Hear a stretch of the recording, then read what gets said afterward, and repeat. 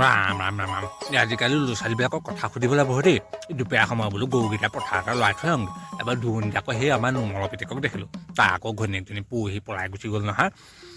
এই বোপাই বোলো সেই তোৰ কথা এটা শুনিছিলোঁ হয়নি বাৰু তাৰপৰা সি বোলে অঁ বৰ্তা সেই পৰহি হ'ল মই বোলো তই কাম এটা কৰিবিচোন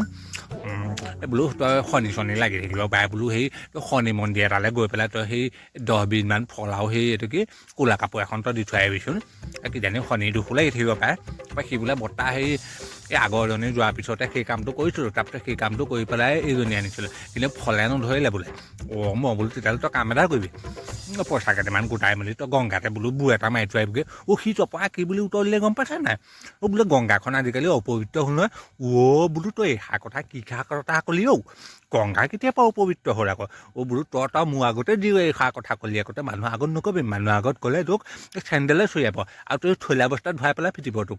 তাৰপিছত আৰু সি বোলে নহয় বৰ্তা বোলে হয় বোলে কথাটো সেই অপবিত্ৰ হৈছে বোলে বোলো কেনেকৈ অপবিত্ৰ হ'ল নদীখন বোলো তাৰপৰা বোলে সেই আজি অত বছৰৰ পৰা বোলে সেই মানুহে বোলে গা ধুই আছে তাৰপিছত বোলে এই আজি অলপ দিনৰ আগত বোলে কিবা কুম্ভ মেলা নে কি মেলা হৈছিলে তেতিয়া বোলে হাজাৰ হাজাৰ মানুহে গা ধুইছেগৈ এই ইমানখিনি পাপ বোলে ক'লৈ গৈছে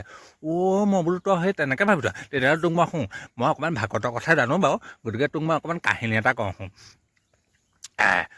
বোলো তোৰ মনত যিটো প্ৰশ্ন হৈছে আজি বহুত বছৰ আগতে বোলো এজনৰ ঋষি মনত সেই প্ৰশ্নটো হৈছিলে হোৱাৰ পিছত বোলো সেই ঋষিজন গ'ল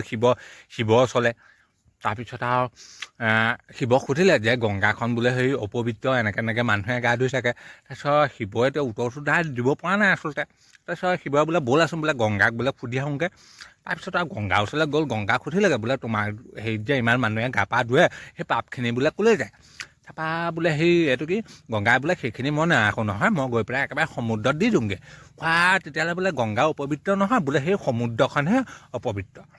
তাৰপিছত আৰু বোলে আছোন বোলে সেই এইটো কি সমুদ্ৰৰ ওচৰলৈ যাওঁ তাৰপৰা সমুদ্ৰৰ ওচৰলৈ গ'ল আৰু সমুদ্ৰ বোলে হেৰি নহয় সমুদ্ৰ মানে সাগৰৰ কথা কৈছোঁ দেই তাৰপিছত আৰু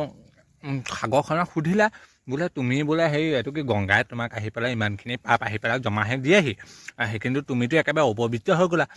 সমুদ্ৰই ক'লা বোলে সেইখিনি পাপ মই নাৰাখোঁ নহয় বোলে মই বোলে বৰুণ দেৱতাক দি পঠাওঁ তেতিয়াহ'লে বোলে বৰুণ দেৱতাৰ ওপৰলৈ লৈ গৈ বৰুণ দেৱতা বোলে আমাৰ লগত থাকিয়ে বোলে অপবিত্ৰ হৈ আছে কৃষ্ণ কৃষ্ণ বোলা সেই বৰুণ দেৱতাৰ ওচৰলৈ যাম বৰুণ দেৱতাক ক'লেগৈ আৰু বৰুণ দেৱতা বোলে হেৰি নহয়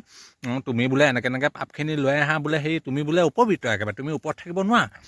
তাৰপিছত আৰু বৰুণ দেৱতাই কি বুলি ক'লে গম পাইছে না